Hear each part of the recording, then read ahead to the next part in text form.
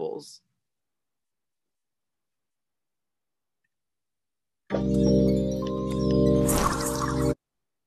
Brothers richer than Bruce Wayne. It's the car, right? Chicks love the car. Granted, Batman hasn't always been easy to market to young kids. Batman Returns was so dark that McDonald's pulled out of their Happy Meal promotion. Penguin? I mean, killing sleeping children. Isn't that a little,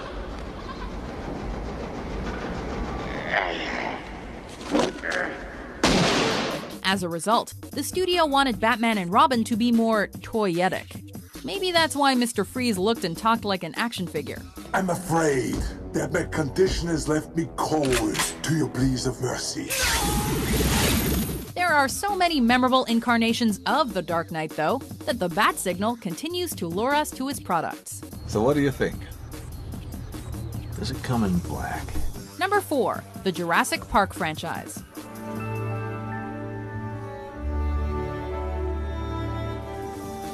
After Steven Spielberg cooked up the most realistic dinosaurs audiences had ever seen in Jurassic Park, no child's toy chest was complete without a velociraptor. Even if some of the sequels weren't so hot. Ah, that's how it always starts. But then later there's running and screaming. Kids still ordered their parents to buy the merchandise. We can charge anything we want, $2,000 a day, $10,000 a day, and people will pay it. And then there's the merchandise. Why? Because dinosaurs might have gone extinct, but their appeal never will. Even decades after the initial blockbuster, Jurassic World had us lining up at the box office and the toy stores. We're gonna make a fortune with this place. Now, if you'll excuse us, we're gonna go make our T-Rex and Indominus Rex action figures fight each other. Probably not a good idea. Number 3, the Frozen franchise. Open those gates so I may unlock your secrets and exploit your riches. For years, it seemed like the traditional Disney fairy tale was dead. Frozen proved, however, that Disney's signature magic is alive and well in the hearts of children. Aside from becoming the highest-grossing animated film of all time, Frozen just keeps raking in the big bucks with Olaf dolls. I heard carrots are good for your eyes, but I think they're much better for your nose. Elsa and Anna dresses. How about boots? Winter boots and dresses? And of course, that infectious soundtrack. Let it go, let it go. I am one with the wind and sky. Some parents may now be sick of Frozen fever bleeding their wallets dry. But since your parents bought you all that Little Mermaid and Lion King merchandise when you were young, though, Well, forgive me for not leaping for joy. chances are you'll have a hard time telling your child no. Especially since a Frozen sequel was announced in March 2015. This is amazing! Number 2, the Marvel Cinematic Universe. Rhodey, I'm working on something big. Marvel has been part of our popular culture for years, inspiring plenty of merchandise. I hear you're, kind of attached. It's handier than you might think. With the Marvel Cinematic Universe launching these superheroes into another league of popularity, though, we've gotten several waves of new action figures courtesy of Hasbro and designer Dave Vonner. Taking out the villains with repulsive blast. The high-tech heroes always changing the plan. Besides giving us detailed action figures and bobbleheads, Marvel merchandise has exploded in recent years with t-shirts, backpacks, and of course, costumes. Oh, you're keeping the outfit, right? You know what? It's kind of growing on me. The universe offers a wide variety of characters, making the marketing possibilities endless. So is this how you normally look? More or less. It's a good look. You're never too old to collect every piece of Marvel memorabilia, although you may not be rich enough. I know guys with none of that worth 10 of you. Before we unveil our number 1 pick, here are some honorable mentions. My old sword, Sting. Here, take it, take it.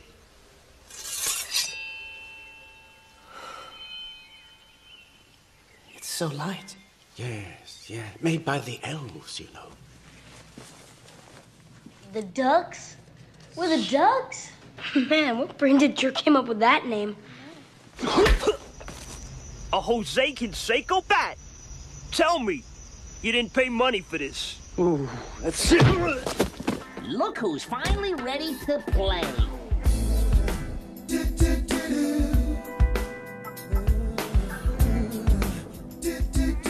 Let's see if I remember how to do this. With the exception of Dr. Strom, our entire staff certifies the product ready for human testing.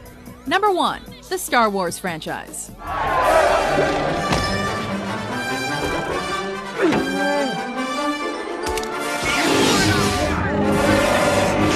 Since studios didn't have the best grasp on creative movie marketing in 1977, 20th Century Fox actually sold the merchandise rights for Star Wars to George Lucas. He's worth a lot to me. Big mistake on their behalf, since Star Wars now holds the Guinness World Record for most successful film merchandising franchise.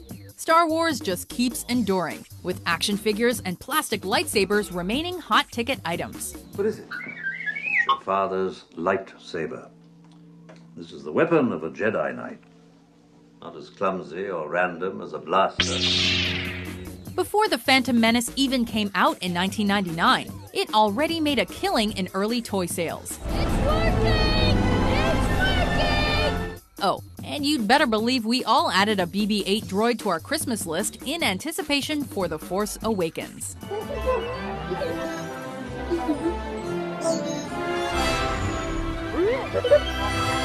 Do you agree with our list? All right, so again, if you think about the success of merchandising and how it helps to build equity and goodwill, the more products you buy of a specific type of film brand or franchise, most of these are Disney franchises, the more goodwill is built up. And again, this is important, the idea of goodwill, because again, you're more apt to forgive companies that have lots of goodwill versus companies that don't have a lot of goodwill built up. And in the case of these franchises, right, hopefully it's a good partnership. It's a win-win situation for the licensor, who happens to be the studio, and the licensee, which is making these toys and products. So both parties hopefully come out of it successfully and have a lot of profit, which again, for the licensee, that helps to build equity for these companies when they're striving to develop partnerships with these film franchises. They look at whether or not this is going to be a successful venture or not when it comes to licensing deals. So brand image. Brand image is essentially the personality of the brand. It's what we think of the brand. Is it cool, right? Is he dull? Is he nerdy? So it's the personality of the brand. And so you need to think of brand image as a reason to be the friend of this particular brand. Do I want to be its friend? Also, by the way, it's a status compared to other brands of the same or similar quality in its category. So if you think about, and I haven't talked about theory yet, but I will get to this eventually. I'm not sure if I'm going to talk about PERS, but if you remember COM 446, we talked about semiotics and we talked about symbols and those sorts of things. And one of the things that PERS talks about is that in our mind, right, we put things within categories, and we create hierarchies within these categories. And so, right, we attach status to these brands in comparison to other brands in similar or the same category.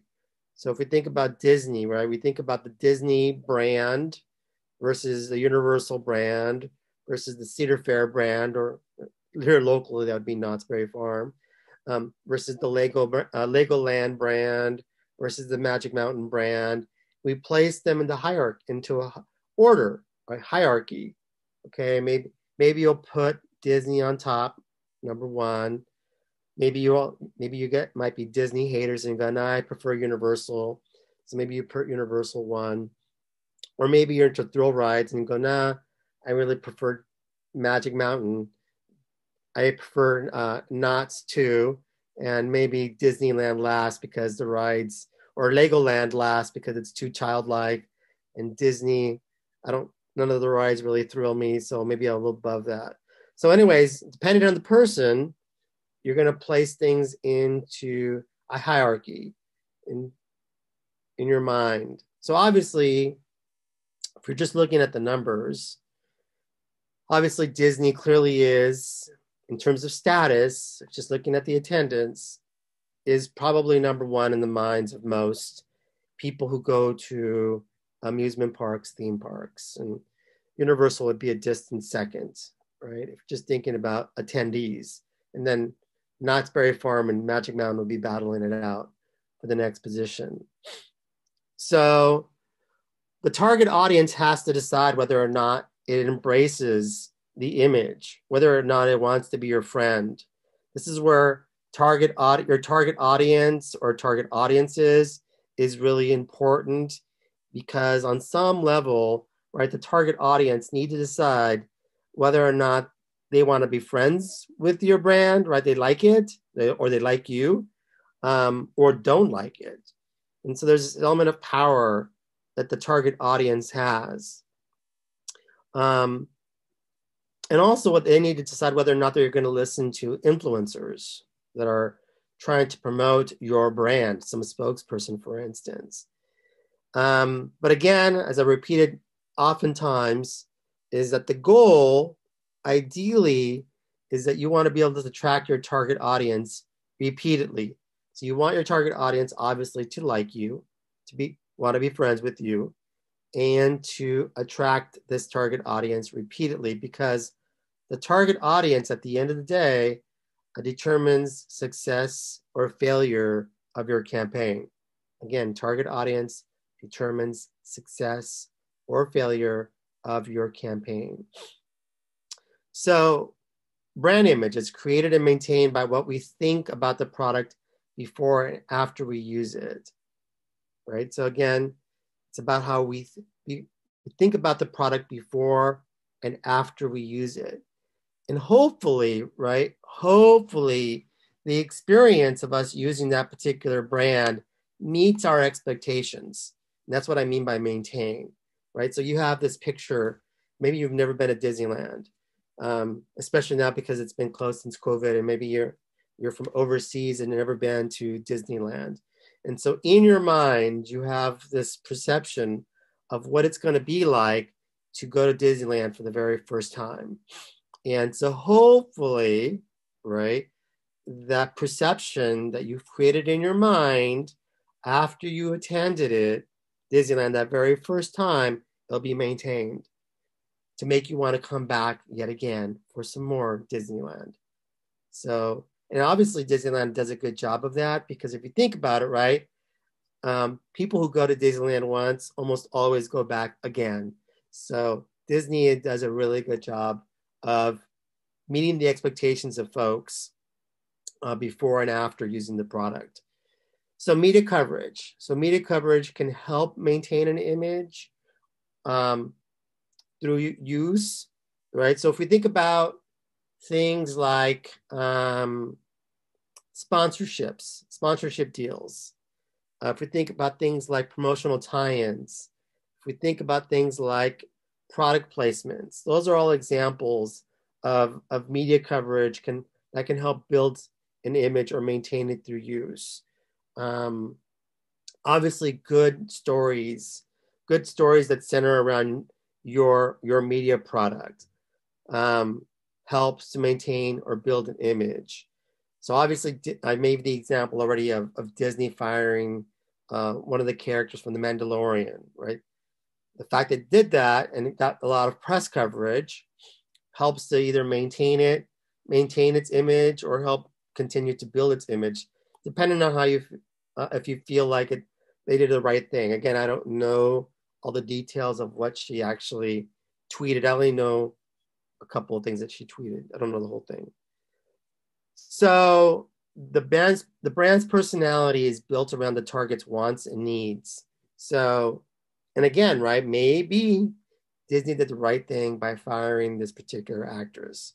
I don't know.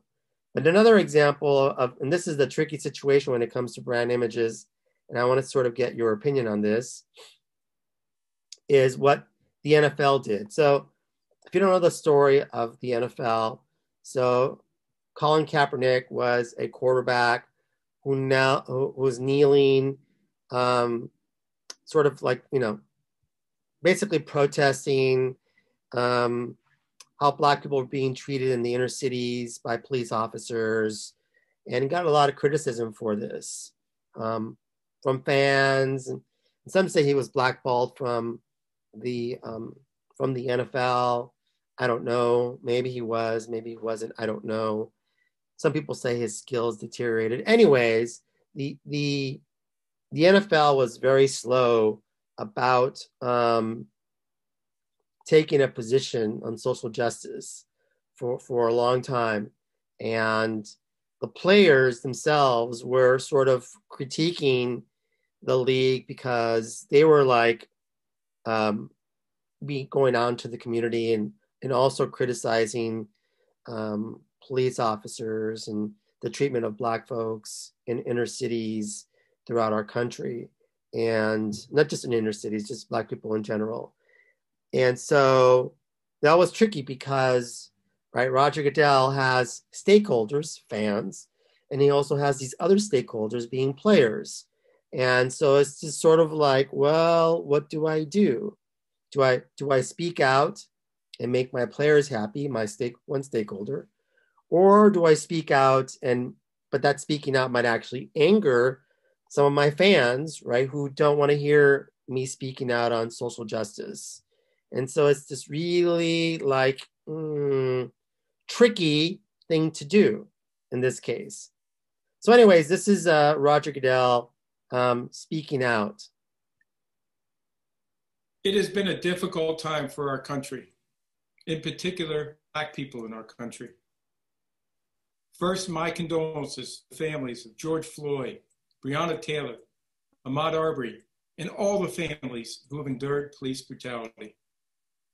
We, the National Football League, condemn racism and the systematic oppression of Black people.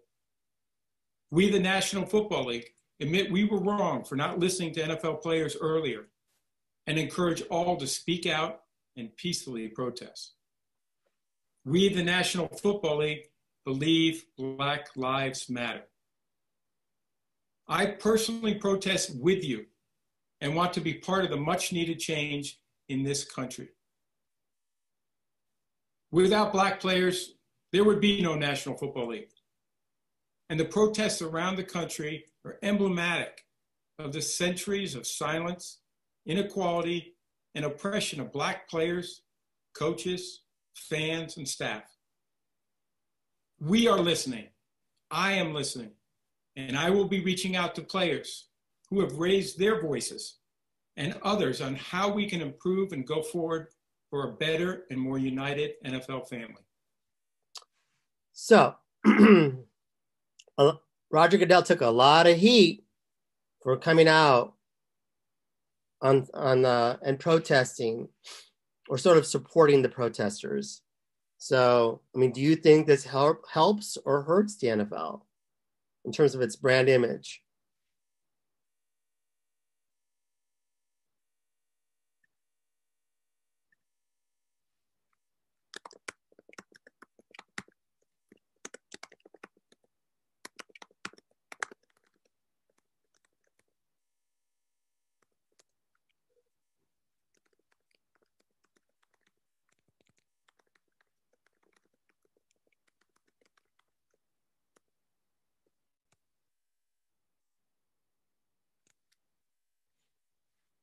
Why, Emily?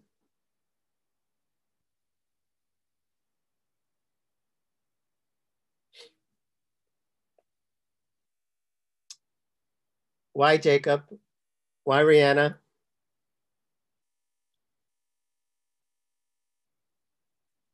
That's true, Alexis.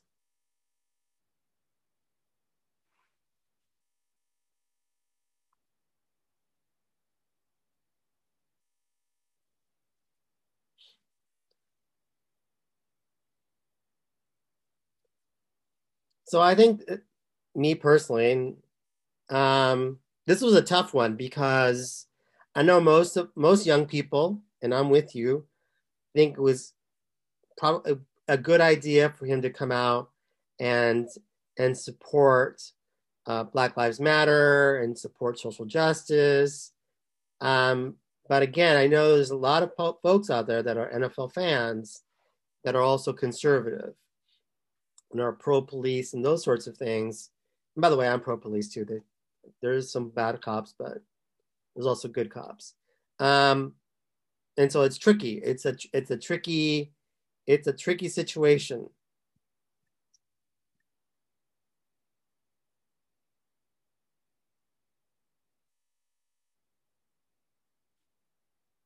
Good point. Okay.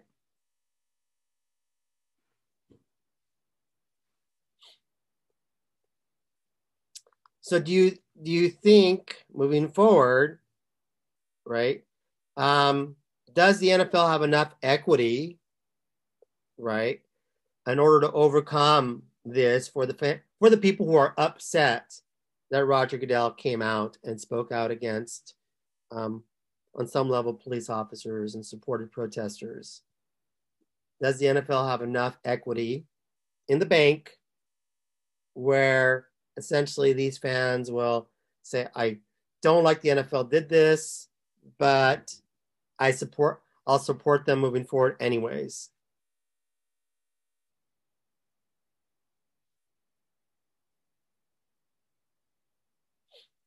Yeah, I think Jacob, I think Sandy's right. I think Emily's, yes. Yes. And so even though I think a lot of people feel like Roger Goodell made a mistake when he came out and he said, I should have listened to the players, I should have been more involved in helping social justice and improving inner cities and all these sorts of things, which I agree with. The whole idea of helping out inner cities is needed immensely on many levels. But I think that people who are not happy with the fact that he came out, because of the legacy, as some of you pointed out, and because of the equity that the NFL does have, I think they'll be able to overcome this and keep those fans.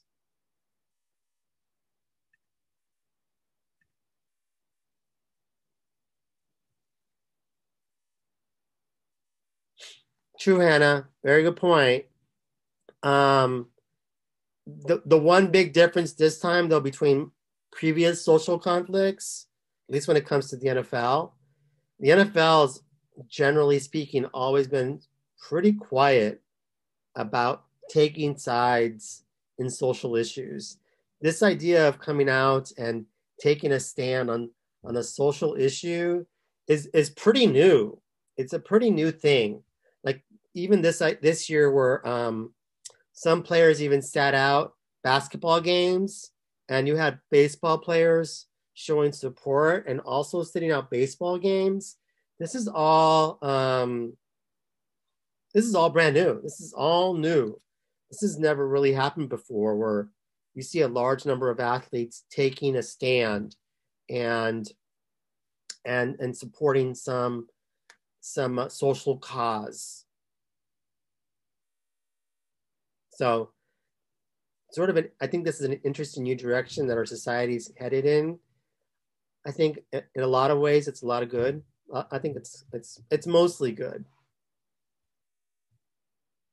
Although again, some people believe that athletes should just play and entertain and shouldn't speak out on political issues or social issues.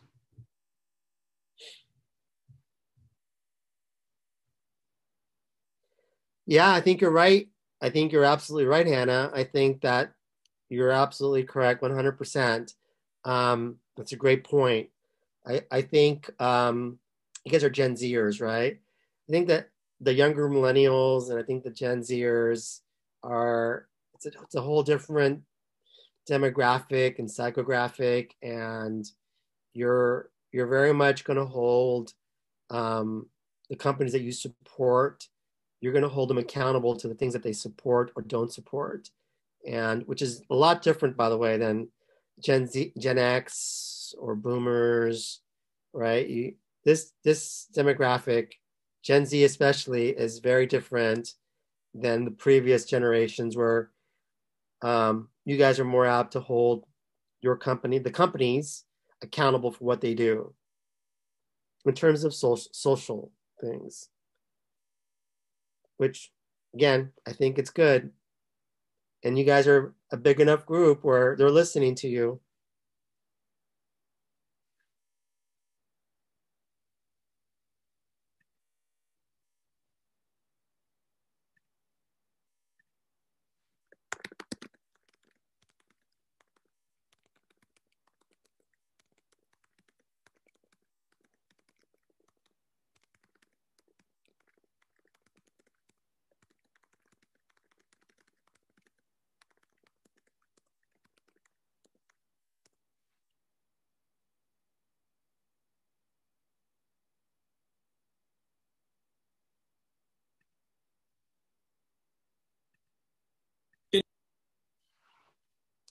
All right, so we're moving on to visual and verbal branding.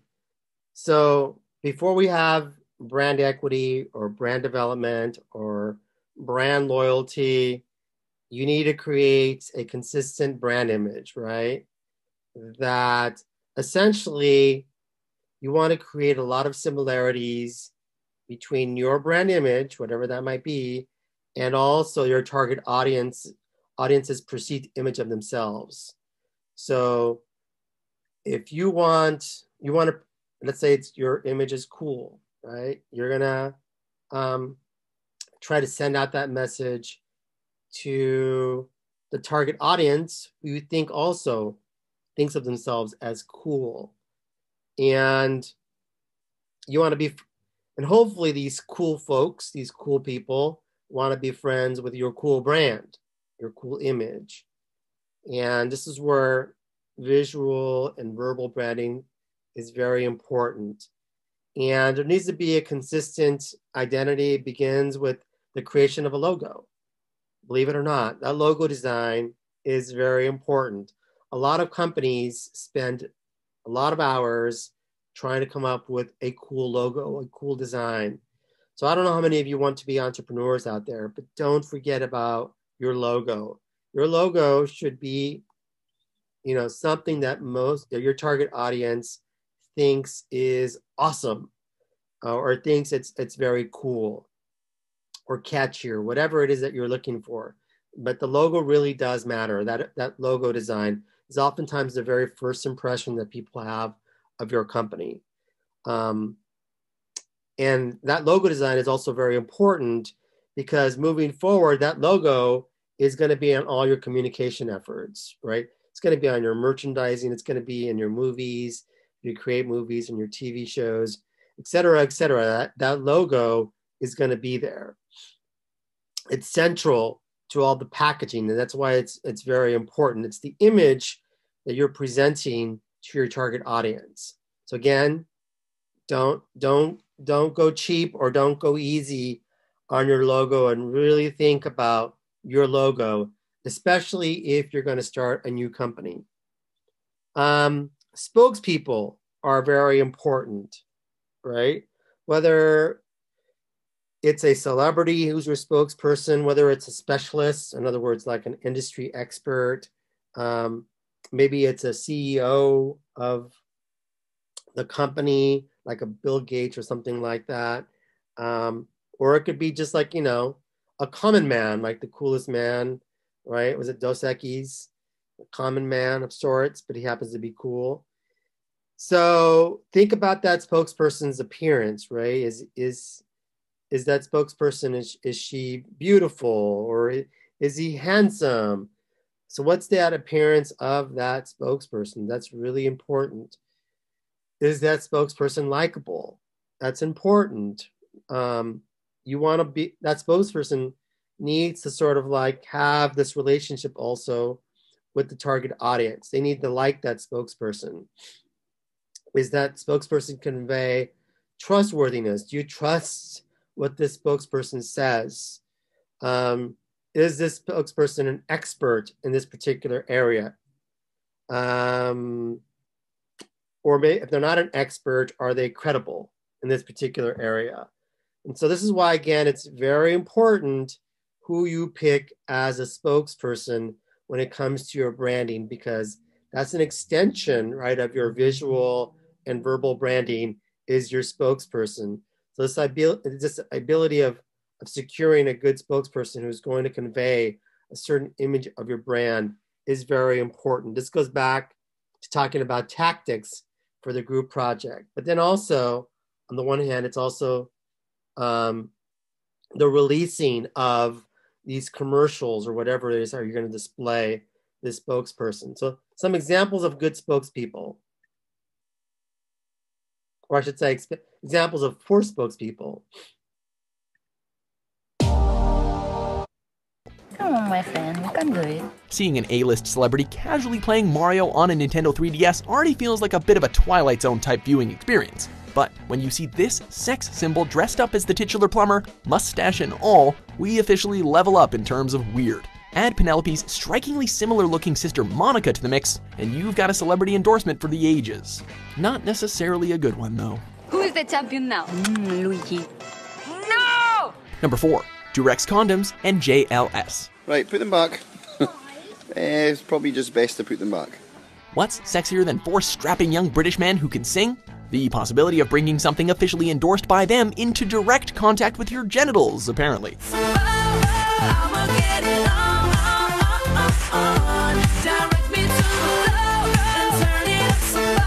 Teaming up with Durex to release a line of condoms using the initials of their band, JLS, to spell Just Love Safe. The boxes even featured a headshot of a band member. You know, just in case you'd rather stare at one of them as opposed to your actual partner during intercourse. They've been the butt end of jokes for a number of years, but we suppose we can't fault them too much for trying to promote safe sex. Okay, so you get a girl back, the only box left is not your own. Is that going to be a bit weird? Number 3, I Can't Believe It's Not Butter, and Ozzy Osbourne. What the f am I doing? I'm stuck on the Weather Channel. Trying to understand the Prince of Darkness often feels like a hopeless endeavor. What is this? Where am I, man? Space Age shit. And the nightmare continues. Nightmare in Beverly Hills.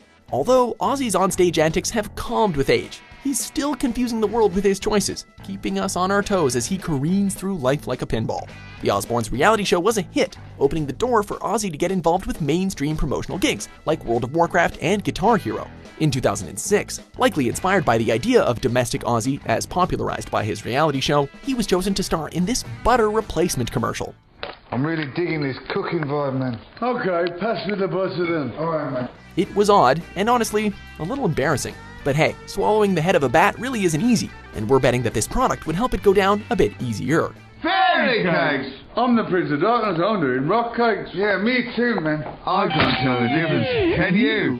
Number 2, Victoria's Secret and Bob Dylan. The answer, my friend, is a blowing in the wind. Bob Dylan is many things. A poet, an incredibly talented songwriter, a Nobel Prize winner, and a legendary ladies' man. But the folk legend that brought us such hits as Maggie's Farm, Hurricane, and Mr. Tambourine Man seems like the least appropriate person to be selling women's lingerie. Hey, Mr. Tambourine Man, play a song for me. I'm not sleepy, and there is no place I'm going to. It's an undeniably odd pairing, but what makes this endorsement even stranger is Bob Dylan's reputation for being notoriously reclusive and generally shunning fame. I see lovers in the meadow. This is a man who told the Nobel Prize Committee that he would not be attending the ceremony for his own award. So, how Victoria's Secret ever convinced him to participate in this ad is beyond most fans. And true to form, Mr. Dylan has never explained himself. But hey, here's a stab in the dark: money. Just don't know what to do. I'd give anything to be with you. Before we unveil our top pick, here are a few honorable mentions. Stallone High Protein Pudding, vanilla cream, 20 grams of protein, low carbs, sugar-free, 1 100 carb. calories. What a misprint. How dare them do that? 1 carb. He sees that nail polish really makes girls feel good. There's some glitter and shimmer. There's something in the One Less Lonely Girl collection for anybody. Number 1, Hanes Beauty Mist Pantyhose and Joan Namath. Somehow, everything looks better through Beauty Mist. Especially your legs. What's weirder, Bob Dylan and lingerie, or this NFL Hall of Famer teaming up with Hanes to hawk pantyhose? In the end, Joe took home the win, edging out his competition by actually putting the women's clothing on himself. You got to give credit where credit is due. Athletes frequently endorse apparel and footwear, but their presence is usually used to convey strength and high performance. This commercial will prove to the women of America that Beauty Mist Pantyhose can make any legs look like $1 million. In this case, however, Namath's masculinity was used to showcase the transformative power of Hanes stockings. Even his legs looked good in them. It caused quite the controversy in 1974, making many fans uncomfortable. Everything was Joe Namath, and he could handle it. But Namath should be commended for being unafraid to embrace his feminine side in a field where such a thing was unthinkable at the time. Now, I don't wear pantyhose, but if Beauty Mist can make my legs look good, imagine what they'll do for yours. Do you agree with our list? Smile better. Oh, smile better. I bet you would. So any questions on the importance of having a very good spokesperson? Whether it's a celebrity, some sort of industry specialist, some sort of CEO, the common man, right? You may not recognize, but the spokesperson is part of the package. So it's really important, the image that you're trying to convey to your target audience. You got to be really careful about selecting the right spokesperson for your products. And so maybe in your case study, they did a good job with the spokesperson, or maybe they didn't. I don't know. But remember, the target audience may not remember your product's name, but because that's oftentimes one of the last things we remember is the name, but we're going to remember the package, right? And part of the packaging is the spokesperson, what the package looked like, the color of the package. Or we have to remember the slogan or the logo before we actually remember the name. So this is why, again, trademarks are really important.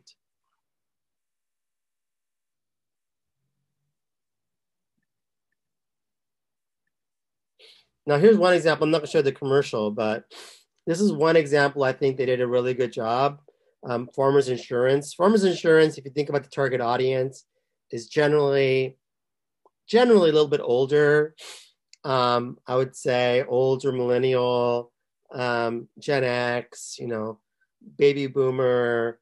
And so I think for this particular target audience, I think having J.K. Simmons, who I think is a fabulous actor, he looks like a professor,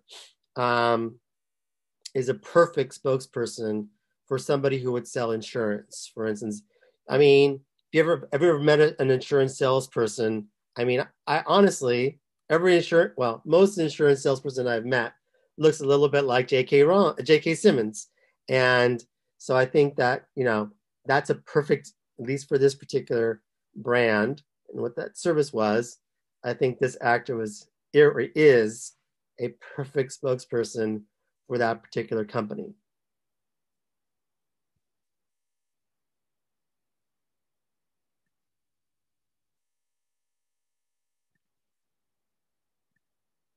All right, so new brands. So I don't know if, again, your case studies, I don't know if you guys are tackling an established brand or if you're tackling a new brand as your case study for your group. But a couple things to bear in mind is that you need to have an image developed for it that matches its target audience, again, self-image, as I said before. And also it needs to reflect the member's lifestyle, whatever that lifestyle happens to be. This goes back to what I was talking about in previous lectures about the importance of really understanding your target audience's psychographics. So again, the lifestyle, who are these individuals that are more apt to purchase your goods and services beyond just demographics. We're talking about psychographics here. And so you really need to figure it out because really, honestly, at the end of the day, yes, demographics is important, but psychographics is probably more important in terms of determining whether or not that person is going to buy your products at the end of the day. So again, the idea of understanding or reflects members' lifestyle, again, psychographics is immensely important. So the first thing that you want to do when you're a new brand is to immediately distinguish its product advantages from its competition. So if you think about, relatively recent, right, Disney Plus was relatively new. And think about how, fairly quickly it was able to distinguish itself in terms of advantages from its competitors, whether that competitor was, Netflix or Amazon. Disney did a pretty good job with its launch of distinguishing itself from its competition. So other services that are going to follow, it's going to be more difficult for them to distinguish themselves from the competition. So for instance, I don't know if you guys know this or not, but Paramount apparently is going to start their own streaming service. Everybody hear about this? That Paramount was going to start its own streaming service. So yeah, Paramount Plus, exactly. So Paramount's going to have a tougher time distinguishing itself from its competition than Disney did. Because if you think about Paramount, does anything readily emerge as like, oh, this is, when I think about a movie or a TV program or whatever, I think about this Paramount product. It's not as easy as Disney. Disney has all this IP, this intellectual property that distinguish it from its competitors very quickly. And Paramount doesn't necessarily. So that's going to be a struggle for them. And so it depends on distinguishing yourself from the competition. It depends on your target audience, depends on what the competition is doing, and also what needs to be accomplished. So in the case of Disney, right, what needs to be accomplished is to start a successful streaming service. And one of the things that Disney Plus did, depending on the target audience, is that even though they bought Fox, and based on the case study that I've read and based on the information that I've read on Disney, again, I don't have Disney Plus, but I don't believe they're showing any R content on its streaming service. I think everything is PG-13 and below. Is that correct? Can anybody verify this for me? Is this actual truth, or am I just making this up? I believe this is true, right?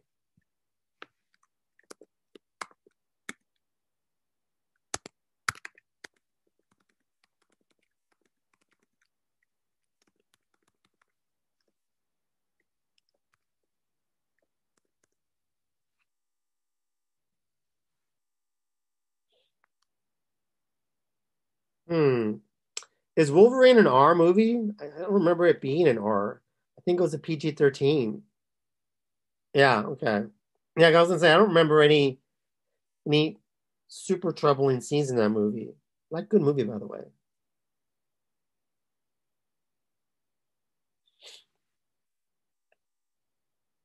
Is Logan running on Disney Plus? No, I don't think so. Okay. Yeah, because one of the things they said on Disney Plus to keep their target market happy was that they were not going to stream any content above PG-13. So in other words, if they had any R content, it was not going to stream on that service. My guess is Disney's going to start another service on top of its Disney Plus where it's going to show its rated R content. That's what I believe. I could be wrong. Like, it's Miramax stuff and those stuff. I think it's going to air on a different streaming service, I should say. So, what else? Advantages may be implied. So in other words, it's not always very obvious of what those streaming services, what those advantages might be. Oh, that's a good point. Yes, you're right, Alexis. You're right. They also own Hulu. So you're right. They're gonna stream that stuff on Hulu. You're right.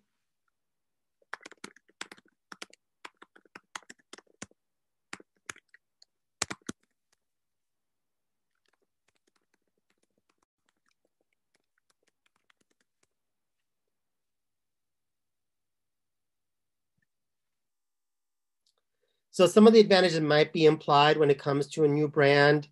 So going back to the launching of Paramount Plus, some of the advantages might be implied. And again, I'm not sure what is considered a Paramount property. My guess is something like maybe, I think Raiders of the Lost Ark is a Paramount property, I think. So something like that.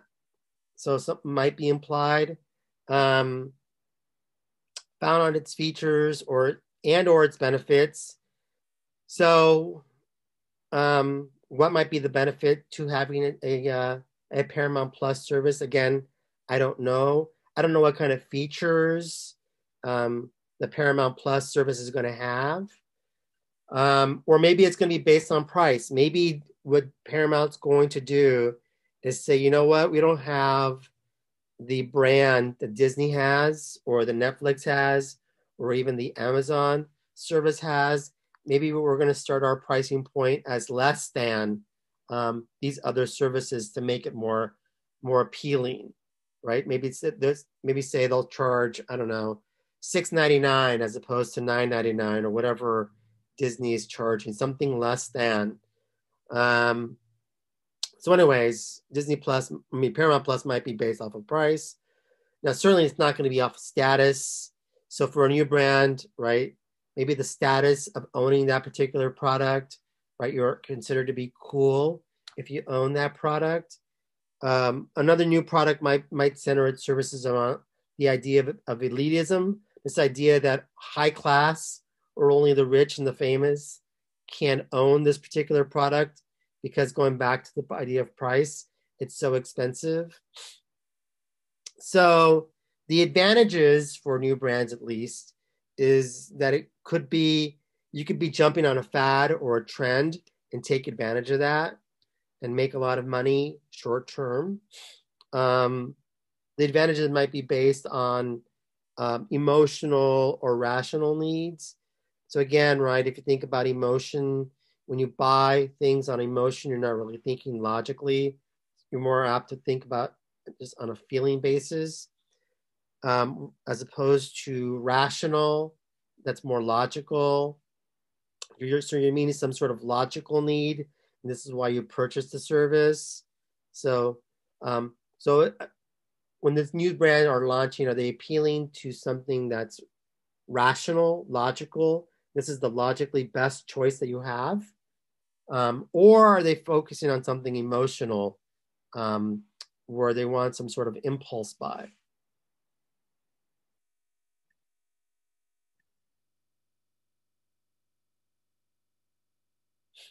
Oh, okay. So they are charging less than the other services. Doesn't Disney technically own Indiana Jones because of Lucasfilms? I'm not sure. That's a good question, Jacob. I'm not sure.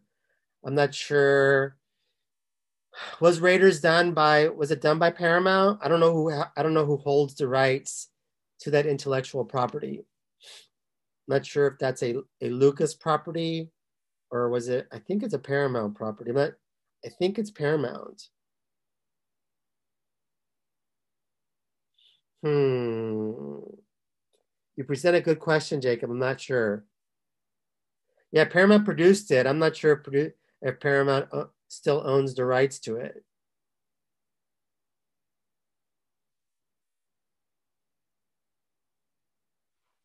Oh, well, then if Lucas retains the rights, then I guess Paramount doesn't possess the rights to air it on the streaming services.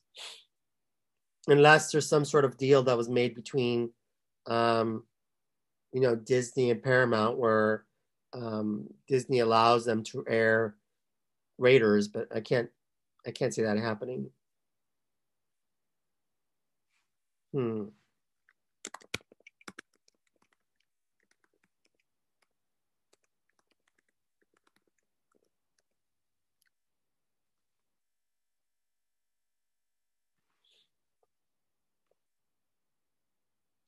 Any questions regarding new brands?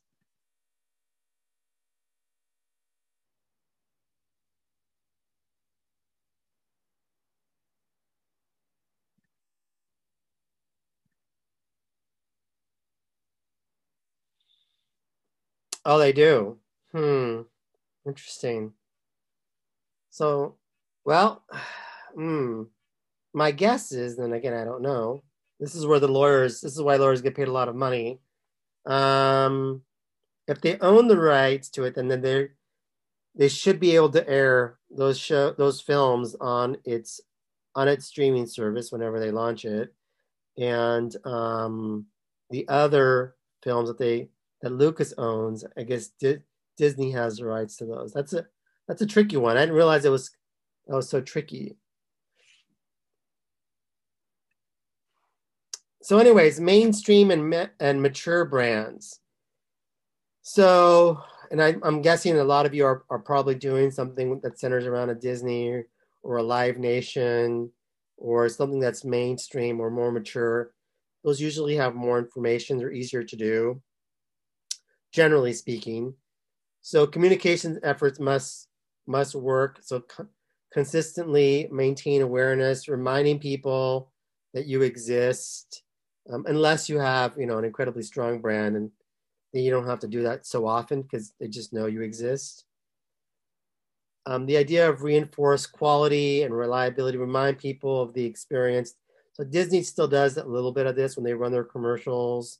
Nike does this as well. They reinforce or remind people about the quality. They also do, Nike, by the way, also does a really good job of maintaining awareness through promotional tie-ins. You also want to continue to have a relationship with target audience or target audiences. So again, think about how your brand uses media to remain relevant in the marketplace. So as an example, right, this is what Nike did. And again, Nike does a lot less advertising. They do a lot of very strategic things where they attach themselves to, let's say, like sports leagues. And so they end up sponsoring that particular sports league. So for example, 1986.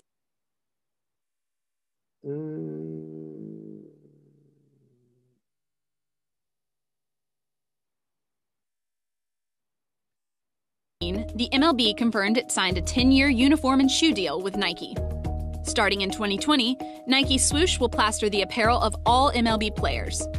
When the deal was announced, it solidified Nike's dominance in sports, as the retailer is now the uniform supplier for the 3 biggest sports leagues in the US, the MLB, the NFL, and the NBA. The NBA in 2015 signed an 8-year apparel deal with Nike, reportedly worth $1 billion.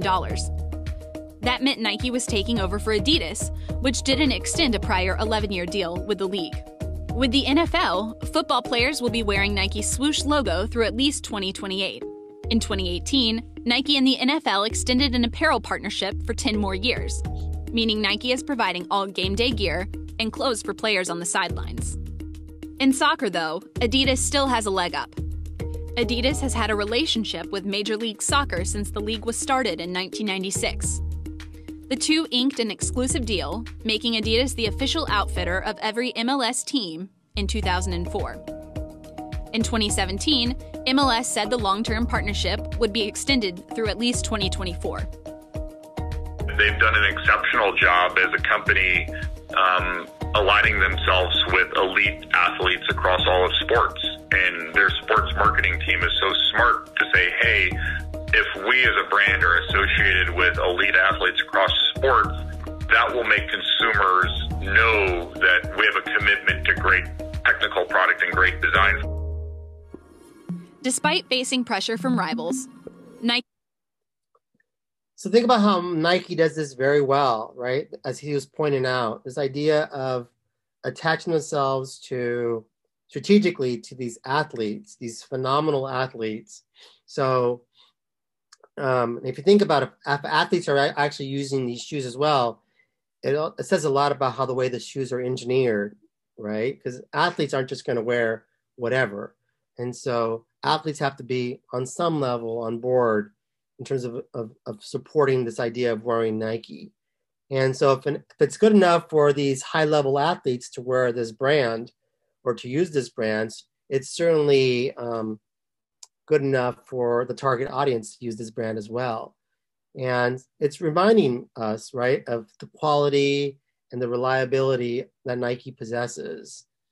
So they do a really good job of maintaining this relationship with the target audience who happens to be fans of these athletes, and or target audiences if it's multiple target audiences. So Nike again does, Nike, Disney, these brands do such a phenomenal job of reminding folks of the high quality of their brand through their media coverage and through their PR coverage as well. So it is 5:36.